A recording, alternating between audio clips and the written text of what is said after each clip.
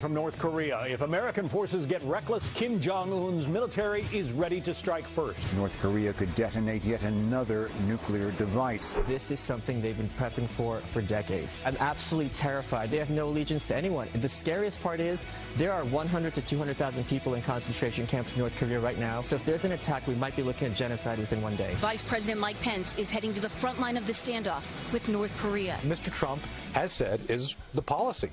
We will not stand by and allow for the North Koreans to behave badly. Breaking news from law enforcement officials. They say they have caught a man accused of stealing 18 guns and sending a manifesto to President Trump. Joseph Jakubowski was detained without incident this morning at a campsite about 160 miles west of Milwaukee. We're got an update in Afghanistan. You heard about the mother of all bombs dropped. We're learning up to 90 ISIS fighters were killed in the usage of that bomb. It finally shows that we have an administration that's letting the military do its job. North Korea saw this happen, Russia saw this happen, and even the fighters there in Afghanistan, the ones that weren't decimated, some of them could probably throw their guns down and leave.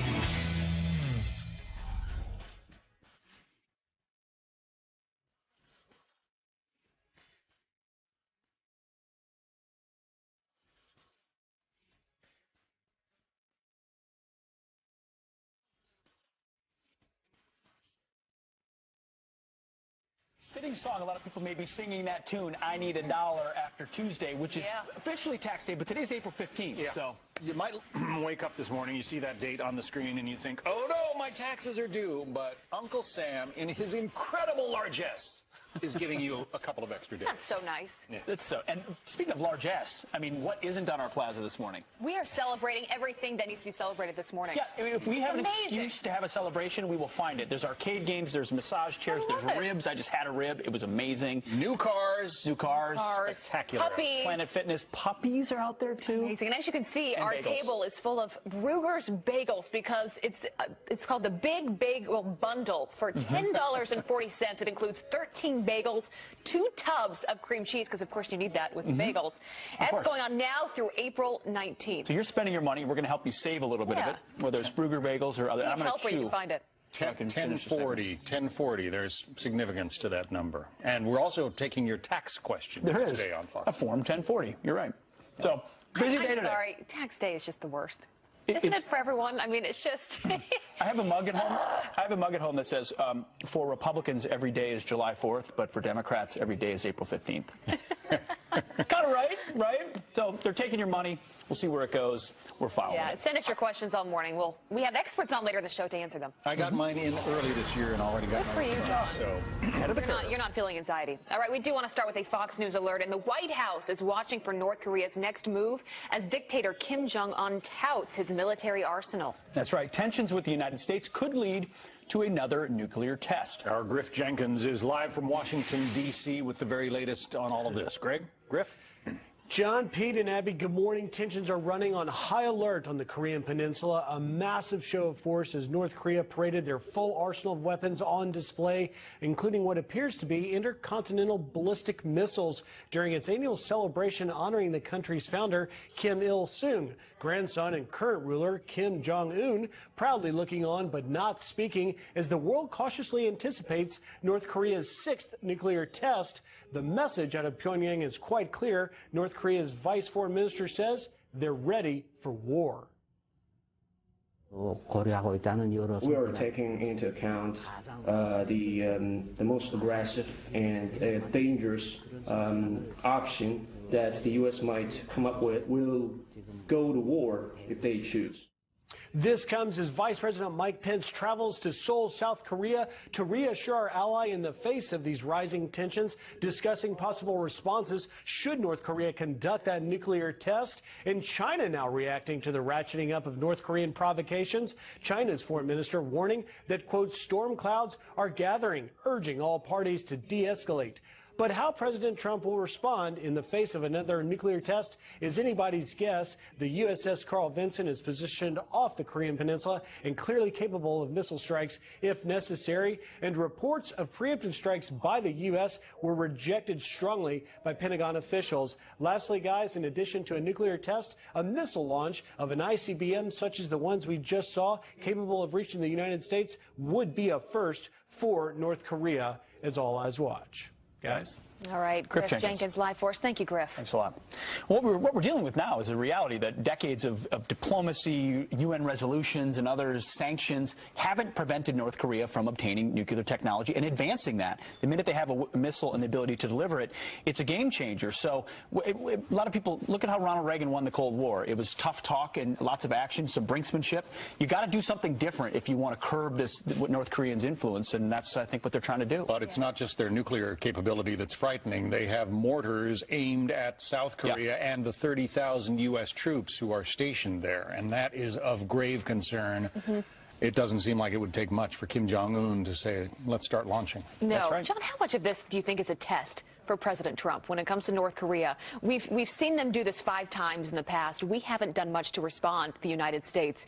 How much of this is to test President Trump to see what he is capable of doing? I think it is a test, but I also think that if you are Kim Jong-un, there's very little. I suppose the Chinese sanctions or the Chinese efforts to stem what he's doing might have some effect on his intentions, but he lives in this bubble world, this fantasy world, where everybody is always yesing him to death. Yeah, hero worship. And I truly think that he thinks that he is a match militarily for the United States. I think you're right. Totally delusional, right? But you did mention China, John.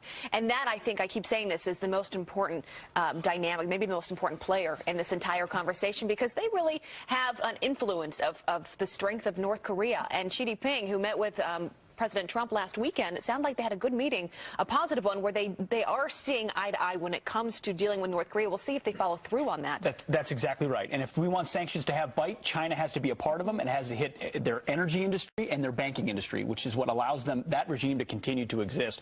We had David Bellavia on. He knows a little bit about that region. He's a U.S. Army veteran, actually nominated for the Medal of Honor, but a Silver Star recipient. We had him on to talk about the problems North Korea poses. This is what he had to say.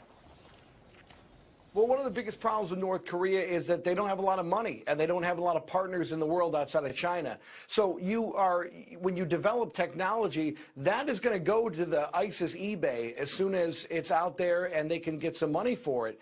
The other problem is a couple of years back, President Obama allowed North Korea to put a space satellite into orbit. I don't know what technology they have that they need to have it beamed down to Pyongyang, but the reality is that a real satellite? And they have been able, for 3 presidents now, to use the diplomacy and leverage of essentially having the threat of an ICBM and getting what they want. We have a president in Donald Trump who acknowledges that that's no longer going to be acceptable. Because a threat to the American homeland can't be acceptable for any president. You don't want to. We've kicked this can. How far are we going to kick it? Yeah, and I think another good point he made is when America's strong and when we're leading from the front, the rest of the world is safer because of that. Yeah, absolutely. Well, speaking of the world being safer, yesterday we reported about the mother of all bombs killing 36 ISIS terrorists in Afghanistan. Well, it turns out that number is almost 3 times higher than that. The death toll from the mother of all bombs up to 90, potentially even higher. Those ISIS scumbags, frankly, eviscerated when that bomb hit with no civilian casualties.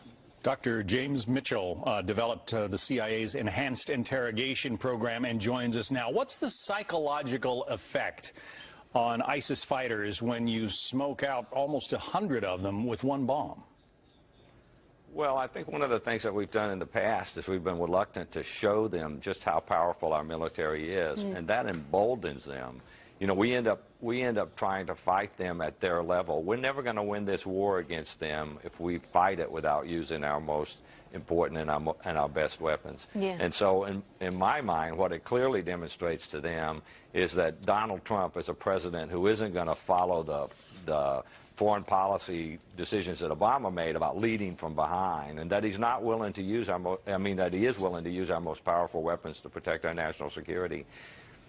It should have an impact. You know, what happens in the springtime in Afghanistan and in other places where they're fighting is young men go to fight the jihad. There's a fighting season. And if I were a young man over there thinking about going to fight the jihad and I knew that they could wipe out everything within a mile if they chose to, I might have second thoughts about that. Yeah. You know that the terrorists, you know what they're capable of doing. Give us a sense. When they are hit with this bomb, are they capable of coming back right at us? How strong can they possibly be? You mean in terms of attacking us? Yeah. Well, you remember, they target the minds of Americans. They don't target our military capabilities. That's a so great they're not point. going to be able, they're not an existential threat to our military, but they are a threat to us, because what they want to do is hide in holes and kill just enough Americans to frighten American taxpayers and voters into pressuring our political leaders to pull out. And if they can get us to pull out, to turn tail and run like they've been able to do in the past, like happened in Vietnam, for example, and happened in Iraq and happened in Afghanistan the first time, then they accomplish their goal. And so by smoking them out of those holes and showing them that, no, that's not going to work this time, I think it sends a more powerful message to the leaders. Of course, Osama bin Laden believed we would be a paper tiger, would tuck tail and run. But you understand this enemy. You literally waterboarded KSM. You were in charge of the interrogation of many of the worst. In charge is not a word that I would use, but I certainly participated. Fair enough. You understand the nature of this enemy. What do they respect? What do they fear from the United States? They respect power. They respect power. They view tolerance and a willingness to compromise as a weakness that their God has put in our heads so that we can be defeated. So they respect power. They respect it when we follow through on threats and when we follow through on promises. So we have to be steadfast. And it's going to take them a little while to figure that out, because over the past 8 years, the notion that we have used political correctness, for example, to endanger our troops by not giving them rules of engagement that allow them to fully engage those folks who are fighting on the ground, has emboldened them. And I think the key message that they should get is that Donald Trump is not a president that's going to use a 10,000-mile screwdriver from the White House to try to affect what happens tactically. That what he's going to do is he's going to give our military leaders a strategic goal and then allow them to make the decisions about what should take place tactically on the ground and which weapons they should use. And if I'm a leader of Al-Qaeda or ISIS, that bothers me. Yeah. That's very well said. So President Trump has given the green light to the generals to handle this, to make the tough decisions. Do you think that's a smart move? I do. Again, President Trump is not a war fighter. He's a political leader.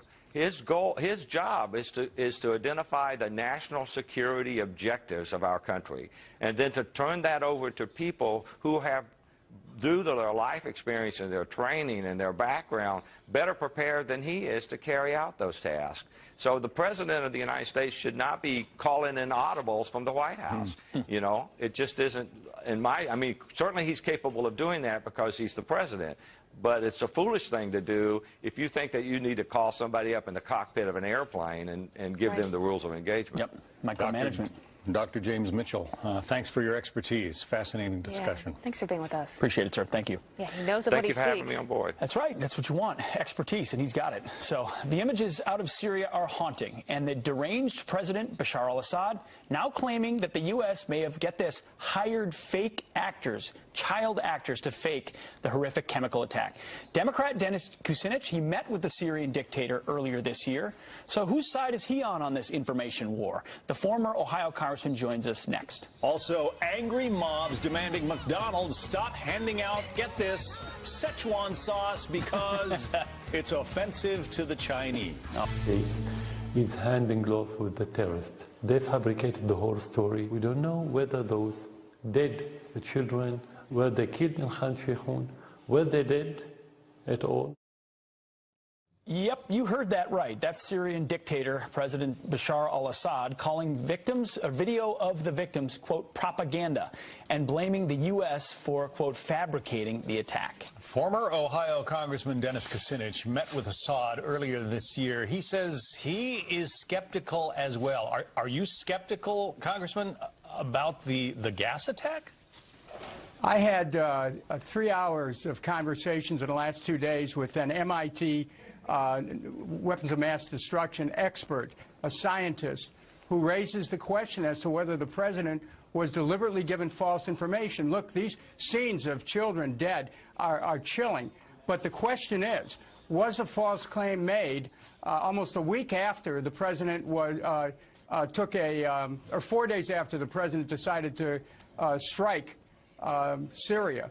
Well, and here's the basis of the scientist question.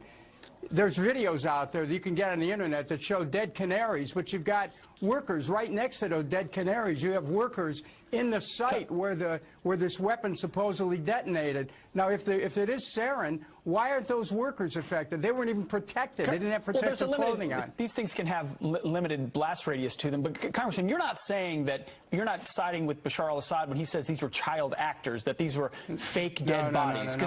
But that's what he is saying, that these were child actors. Hold on. I'm siding with the truth. You got to, you know, I'm the guy who in 2002 said, hey, don't go rushing into Iraq. There's no proof here. President Bush was misled. In 2013, when there was a gas attack in Ghouta in Syria, you know, President Obama was being pushed to attack, but then James Clapper told him, look, hey, we don't the intelligence isn't solid here. And later on, turned out there was scientific scrutiny of that claim of a gas attack in 2013, and it came up that, you know, really, maybe that's not what happened because the way people said it was. Maybe it wasn't the government. There was scientific proof that said, hey, this attack may have been launched from inside rebel territory. Someone's clearly trying to draw the U.S. into this fight here to bring about regime change, to separate us and put us at odds with Russia. This is a really serious matter. We've got to be really careful. So you think the president is being played? Yes. By whom? Well, you know, the first thing we have to do, you know, look, the Pentagon, the State Department, and the CIA have lifers in there who have their own agendas. President Trump, during the 2013 incident, tweeted about 45 times for President Obama not to do anything in Syria in response. And, of course, Congress and the British Parliament decided not to do anything as well. So we've got to ask ourselves, are we being led by the nose here, playing on our emotions, trying to drag us into more conflict, and who? And speaking of led by the nose, I mean, state-controlled media in Iran, Russia, and Syria, they lead their people by the nose every single day. We've got a free and open press here. We've got accountable people in our intelligence agencies. It makes it hard for me to believe that we're all being deceived, and they're not deceiving their own people. I mean, obviously, you know, here I am on Fox being able to talk about this. That's right. We have you know, different points of view. Unfortunately, we're going to be cut off here by the satellite, but we appreciate you joining us this morning. More Fox and Friends after the break.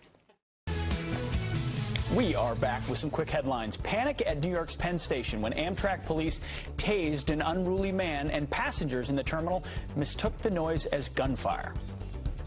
People started screaming, gun, gun, and just hundreds of people started trampling other people. That can be a really dangerous situation. People frantically running for the door in a stampede, leaving behind a trail of debris and abandoned luggage. About a dozen people were hurt, and lucky that it wasn't more. Plus, donations pouring in for the family of a Green Beret killed in Afghanistan fighting ISIS. And it's all thanks to you, Fox and Friends viewers at home. Since we mentioned the GoFundMe page for the family of Staff Sergeant Mark de Ellensar, it grew to more than $230,000. When we started Fox and Friends yesterday morning, it was at $14,000. By the end of the day yesterday, $230,000 to that family. A wife, a widow with 5 kids. That money will go to that family. If you'd like to donate, head to our website, foxandfriends.com. We're going to talk to the Staff Sergeant's family coming up at 9 o'clock. Such a show of gratitude from America. Thank you, viewers of Fox and Friends. We have the best viewers out there. That is amazing. Thank you, Pete. All right, well, after the United Airlines fiasco this week, a man being dragged off a flight, the competition is now offering some perks for their overbooked flights. That is right. Here with what's trending is Carly Shimkus with Fox News Headlines 24/7. Carly, good morning. Thanks for joining us. Hey, thanks for having me. Happy to be here. Indeed. So I'm a frequent Delta flyer. All right. You've got some good news. Well, then you must be very happy this morning because Delta is offering up to $9,950, about $10,000 if you get bumped. That's up from the original max, which was $1,350. So that's a huge, I mean, that's what they can offer you to jump. Get off the plane? Yes, exactly. So they're offering now $10,000 as the max amount. Of course, social media is loving this. Pete, are you liking it as well? Yeah, right? Me and social media. David said, that's my new profession, professional overbooked seat flyer. You might be onto something. Rosie tweeted, we'll be booking all my flights with Delta from now on. But Vicky says, now everyone will keep saying no until they reach the 10,000 Max. That'll put them out of business real quick. I don't know about that. Can the plane get together and say, let's all hold out, so they have to keep upping the ante? Because that's what they do with seats. You know what? 900, Here's 1,000. a possible solution. Just don't overbook your flights. Yeah, that could be too. Right? A simple about that? solution. I know people that just show up for flights to hope to get the money in return. Yeah, I heard about that recently. Who knew? Man, oh man. All right, McDonald's sailed for their plan has backfired on the Szechuan sauce. Okay, so do you guys remember this popular Szechuan sauce? You like the sauce, Sean? I love Szechuan sauce. Okay, so this was released by McDonald's back in the 90s. They rolled it out in honor of the movie Mulan. Now, there has been a little bit of rumblings about people offering or people asking McDonald's to offer the sauce again, but according to other people, that idea would be racist. One woman even wrote an entire article about it. She says rolling out Szechuan sauce with the original Mulan was itself problematic. While we've come a long way since Mulan, we unfortunately still live in an age where Scarlett Johansson is our best Japanese actress and Asian men are beat up on airplanes for no reason other than gross ignorance. So she says she kind of equates it to rolling out hollandaise sauce for the movie Beauty and the Beast because that movie took place in France. So you know what? Szechuan sauce is great. I think it's actually a good way of introducing kids to Szechuan sauce. Yes, absolutely. Right? Well, and if I was over there and there was like cheese sauce and it was called American sauce, I'd be like, that's awesome. Yeah. Who does this offend? And then there's a United States senator who is also a former presidential candidate, by the way. Well, take a look at this who picture. Looks like a giant shill for an ice cream company. That Bernie Sanders tweeted out yesterday. He visited a Ben & Jerry's factory and then sent out a very serious tweet about, a speech that he made there. But of course, social media picked up on this one and fast. A lot of reaction coming in. Cassie Dillon on Twitter said Bernie Sanders after deploying the mother of all ice creams. And then another person tweeted, I scream, you scream, we all scream for progressive socialism.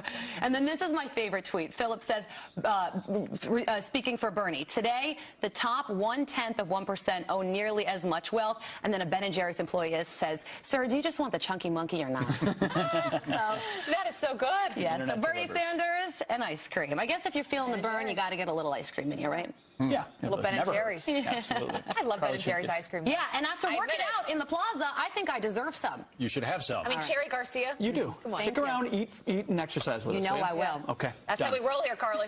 Coming Thanks for joining us this morning. You got it.